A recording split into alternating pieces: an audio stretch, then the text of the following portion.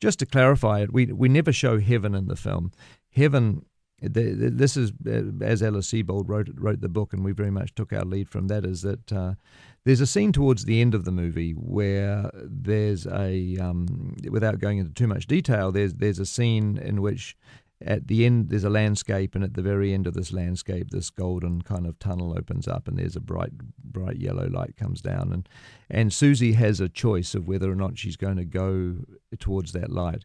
And to us, that's heaven, that's wide heaven, and she does ultimately have a choice whether she chooses to or not, of going on and actually completing her journey into heaven. And to us, that is the heaven that people can imagine, a religious aspect to it. They're welcome to put whatever imagery they choose into that golden light. And that's as far as we see in the film. We just see this light. But the rest of the movie takes place in what's described as the in-between, which to us was interesting because it's not a physical world. It's not a physical location. It's not like New York or Boston or it's not a place where we're saying as filmmakers, we're showing you what the afterlife looks like. Come see our movie and you'll see what it looks like when you die. What was much more interesting to us was to say Susie's separated from her body. She's no longer connected.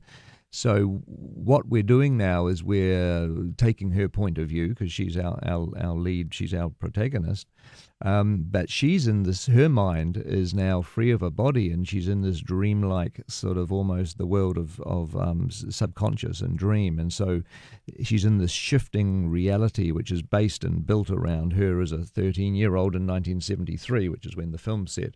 So we took a lot of our ideas for what a 13-year-old at that time period would be dreaming, what they'd be hoping, and we use metaphor. It's one of those great dream rules where nothing is what it really appears to be. Everything's a metaphor for something else.